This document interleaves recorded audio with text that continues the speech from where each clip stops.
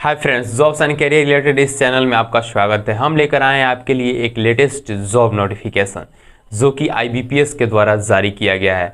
वही आईबीपीएस जो banking exam conduct कराती है, उसी के द्वारा ये नोटिफिकेशन जारी किया गया है। इसमें कुल 4135 पोस्ट हैं। इस पोस्ट के लिए फॉर्म अप्लाई डेट 20/10/2021 से शुरू हो चुका है और इसका लास्ट डेट 10/11/2021 तक है। इसमें कोई भी बैचलर डिग्री का स्टूडेंट्स इसमें अप्लाई कर सकता है, यानी आप कोई भी स्ट्रीम से अगर आप बैचलर डिग्री कंप्लीट किए हैं तो इस पोस्ट के लिए आप एलिजिबल हैं, आप इस फॉर्म को अप्लाई कर सकते हैं। इसमें जिस स्टूडेंट का एज 20 साल से लेकर 30 साल के अंदर है, वही स्टूडेंट्स इसमें अप्लाई कर सकते हैं। यानी आपका डेट ऑफ बर्थ 2/10/1991 से लेकर 1/10/2001 के बीच में है तो आप इस फॉर्म को अप्लाई कर सकते हैं। इस टोटल 4135 सीट में जनरल के लिए 1600, ओबीसी के लिए 1102, एससी के लिए 689, एसटी के लिए 350 और ईडब्ल्यूएस के लिए 404 पोस्ट हैं।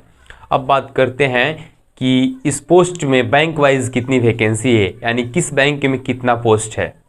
जिसमें बैंक ऑफ इंडिया में 588 पोस्ट, बैंक ऑफ महाराष्ट्र में 400 पोस्ट और कैनरा बैंक में 650 पोस्ट, सीबीआई में यानी सेंट्रल बैंक ऑफ इंडिया में 620 पोस्ट, इंडियन ओवरसीज बैंक में 98 post, Punjab and Sind bank में 427 पोस्ट, यूको बैंक में 440 पोस्ट और यूनियन बैंक में 491 पोस्ट है। यानी अगर आप फॉर्म अप्लाई करते हैं तो आपको ये ध्यान रखना होगा कि आपको प्रेफरेंस चूज़ करते वक्त आपको बैंकों का ध्यान रखना होगा कि किस बैंक में कितना पोस्ट खाली है। अब बात करते हैं कि आप इसमें फॉर्म अप्लाई करते हैं तो किस कैटेगरी के स्टूडेंट्स को कितना छूट मिलेगा। एससी के लिए 5 साल, ओबीसी के लिए 3 साल, पीडब्ल्यू के लिए 10 साल और एक्स सर्विसमैन के लिए 5 साल और जो इफेक्टेड हैं 1984 के राइट्स में उनको 5 साल का छूट मिलेगा एज में। यानी अगर आप इस कैटेगरी में आते हैं तो आपको एज में इतना साल का छूट मिल सकता है। अब बात करते हैं इसके एग्ज़ाम पैटर्न की। प्री एग्ज़ाम में क्या इसका एग्ज़ाम पैटर्न है उसके बारे में बात करते हैं। इंग्लिश लैंग्वेज से 35 क्वेश्चन रहेगा 30 नंबर का, मैथ से 35 क्वेश्चन रहेगा 35 नंबर का, रीजनिंग से 35 क्वेश्चन रहेगा 35 नंबर का, यानी टोटल क्वेश्चन की संख्या 100 होता है और इसका नंबर रहेगा 100 और इसमें टाइमिंग आपको मिलेगा 1 घंटा, यानी 1 घंटा में आपको प्री एग्ज़ाम देना होगा। अब बात करते हैं इसके मेंस एग्ज़ाम का क्या पैटर्न है। Reasoning and computer aptitude 45 question रहेंगे जो 60 नंबर का क्वेश्चन रहेगा। जनरल इकोनॉमी और बैंकिंग से 40 क्वेश्चन रहेंगे जो कि 40 नंबर का रहेगा। इंग्लिश लैंग्वेज से 35 क्वेश्चन रहेंगे जो कि 40 नंबर का होगा। डाटा एनालिसिस और इंटरप्रेशन से 35 क्वेश्चन रहेंगे जो कि 60 नंबर का रहेगा। यानी टोटल क्वेश्चंस रहेंगे 155 और इनका टोटल नंबर रहेगा 200 और आपको टाइमिंग मिलेगा 3 घंटे। 3 घंटे में मेंस एग्ज़ाम आपको देना होगा। और इसके अलावा आपको इंग्लिश लैंग्वेज में रिटेन का एग्ज़ाम होगा जिसमें लेटर और ऐसे का राइटिंग होगा, जिसमें 2 क्वेश्चन रहेंगे जो 25 नंबर का होगा और आपको 30 मिनट टाइमिंग मिलेगा। यानी कि 30 मिनट में आपको इंग्लिश लैंग्वेज का एग्ज़ाम देना होगा। आईबीपीएस के नोटिफिकेशन में मेंशन किया गया है कि यह एग्ज़ाम नवंबर या दिसंबर तक कंडक्ट कराने की संभावना है। यानी कि प्री एग्ज़ाम नवंबर या दिसंबर तक आपकी होने की संभावना है और मेंस एग्ज़ाम जनवरी में कराने की संभावना है। अगर आप एग्ज़ाम देने जाते हैं तो आपको कोरोना गाइडलाइन का पालन करना होगा। यानी एग्ज़ाम देने जाते समय आपको प्रॉपर मास्क, सैनिटाइज़र, ग्लव्स ये सभी लेकर जाना होगा, तभी आप एग्ज़ाम हॉल में एंट्री कर सकते हैं। अब बात करते हैं इसके फॉर्म फिलअप के लिए कौन से स्टूडेंट्स इस फॉर्म को फिलअप कर सकते हैं।